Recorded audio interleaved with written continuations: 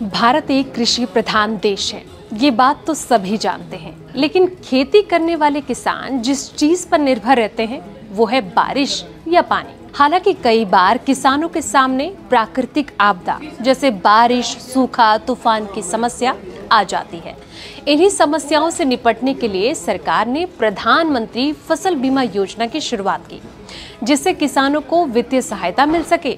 वहीं इस योजना का लाभ लेने के लिए कई किसान रजिस्ट्रेशन नहीं करा पाते और उन्हें भारी नुकसान उठाना पड़ता है। लेकिन किसानों को अब परेशान होने की जरूरत नहीं है, क्योंकि इस वीडियो में हम आपको बताएंगे कि कैसे आप इस योजना का लाभ ले सकते हैं। इसके आवेदन का क्या है तरीका। नमस्कार, आप देख रहे हैं किसान तक। मैं हूं आपके साथ संध्या बेस्ट।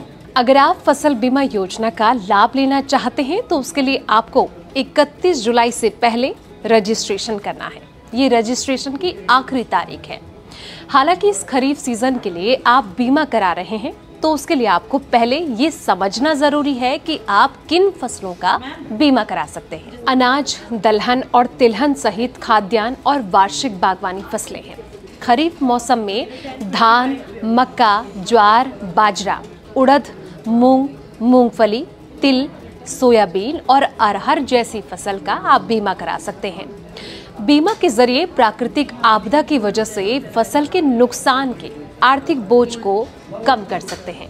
फसलों के बारे में तो हमने जान लिया, अब ये भी जान लेते हैं कि बीमा का लाभ पाने के लिए आपके पास कौन से वो जरूरी दस्तावेज होने चाहिए। फसल बीमा कराने के लिए बीमा प्रस्ताव पत्र, भू अधिकार पुस्तिका की फोटोकॉपी, बोवनी का प्रमाण पत्र संबंधित यानी कि पटवारी या फिर पंचायत सचिव से जो प्राप्त हो, आधार कार्ड होना बहुत जरूरी है। वोटर आईडी, पैन कार्ड में से कोई एक हो या फिर बैंक पासबुक की फोटोकॉपी हो तो ये चल जाएगा, ये जरूरी होता है। बीमा कैसे करा सकते हैं इसको समझना किसानों के लिए जरूरी है। तो किसान अपने क्रेडिट कार्ड के जरिए अपने बैंक ब्रांच से संपर्क करके योजना के तहत रजिस्ट्रेशन करवा सकते हैं। रजिस्ट्रेशन कराने के लिए किसान जन सेवा केंद्र, CSC सेंटर या फिर अपने जिले के किसी अधिकारी से जानकारी प्राप्त करके करवा सकते हैं। याद रखिए कि फसल बीमा योजना के तहत रजिस्ट्रेशन की जो अंतिम तारीख है वो 31 जुलाई है। अब आखिर में ये समझते हैं कि जिस प्राकृतिक आपदा से बचने के लिए किसान फसल बीमा करा रहे हैं उसका क्लेम कैसे लिया जा सकता है। योजना का क्लेम लेने के लिए किसानों को फसल खराब होने की स्थिति में सबसे पहले 72 घंटे के भीतर कृषि विभाग को जानकारी देनी होती है।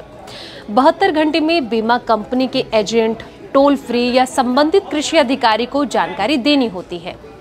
फॉर्म में फसल खराब होने का कारण, कौन सी फसल बोई गई थी, कितने क्षेत्र में फसल बर्बाद हुई है, इन सब बातों का ब्यौरा देना होता है। किसान जमीन से जुड़ी सभी जानकारी दें। इसके अलावा बीमा पॉलिसी की जो फोटोकॉपी है वो भी आप जरूर दें। तो आपने इस वीडियो में जाना कि कैसे आप प्राकृतिक आपदा से बचने के लिए फसल बीमा का लाभ ले सकते हैं। उम्मीद है कि ये वीडियो आपको पसंद आई हो। जानकारी भरे ऐसे ही तमाम वीडियोस के लिए आप देखते रहिए किसान तक।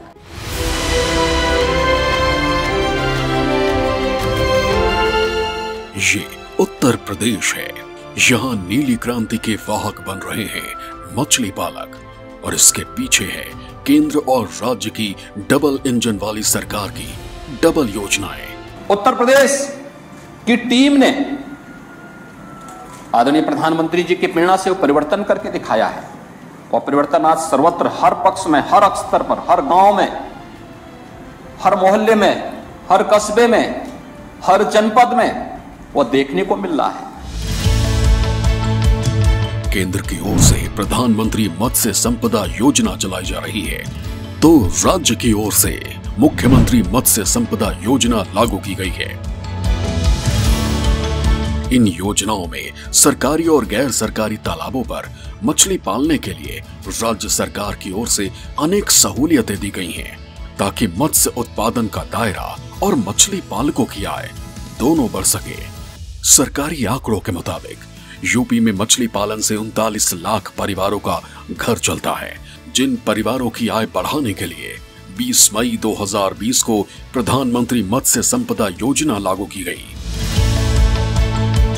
मछली पालन के लिए पट्टे पर जमीन दी गई, विभिन्न मदों में अनुदान दिया गया, जिससे खेती करते आ रहे किसानों का भी नीली क्रांति की ओर रुझान बढ़ा। आज 2023 में लगभग हमारे पास 40 बीघे के तालाब हैं, यानी कि हमने गेहूं और चावल को लगभग शिफ्ट कर दिया है और शिफ्ट करके आज फिश फार्मिंग में अच्छा खासा लाभ कमा रहे हैं। और मैं तो चाहूँगा कि हर व्यक्ति इस तरफ आए और फिशरीज़ की तरफ उसका इंटरेस्ट अगर होगा तो निश्चित रूप से अपनी आर्थिक स्थिति को सुधार सकता है। सरकार का सहयोग मिल रहा है। दरअसल गांव में सरकारी तालाबों को मछली पालन के लिए इस्तेमाल करने का प्रावधान शामिल नहीं था। इस कमी को दूर करने के लिए दिसंबर 2022 में यूपी की योगी सरकार ने मुख्यमंत्री मत्स्य संपदा योजना शुरू की।